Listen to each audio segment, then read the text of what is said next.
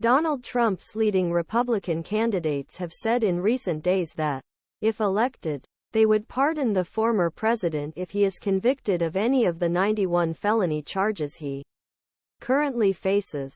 Right Florida Governor Ron DeSantis and former South Carolina Governor Nikki Haley argued at separate campaign rallies last week that it would be in the country's best interest to grant Trump a pardon. Both had previously signaled they were open to amnesty, but their latest statements were the most definitive yet, leaving little room for doubt just weeks before the first nominating contest in January. "I will pardon Trump if he is found guilty," Haley told a crowd in Plymouth, NH. On Thursday, DeSantis, who attributes Trump's dominance in the polls in part to series of criminal indictments, said Friday that he would pardon a convicted Trump because we have to move on as country.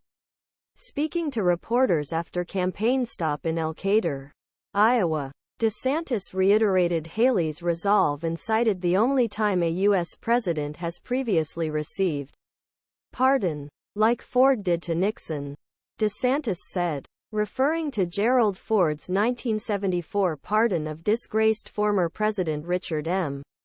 Nixon. "Because divisions are not in the country's interest." DeSantis and Haley, who lead a vested group of GOP candidates who oppose Trump, have been walking a political tightrope for months, trying to distinguish themselves from the former president while continuing to court the key bloc of supporters whose votes will be key in deciding Republican primary. Besides Trump, who remains a clear leader in polls and campaign fundraising, 3 of the GOP's top 4 candidates have now publicly said they would pardon him.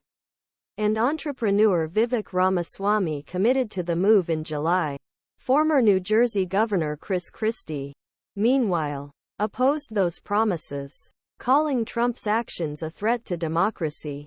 Christie said Friday that a pardon Trump would signal 2 justice systems, one for all of us, the other the most powerful. "If we as a country allow this to happen, we will be no better than so many empty democracies around the world that treat privileged people differently than they treat ordinary citizens," Christie said at an event in Seabrook.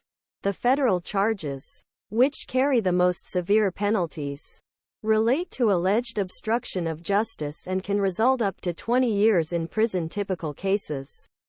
But defendants are rarely given the maximum penalty, and it's unclear whether Trump would go to prison if convicted.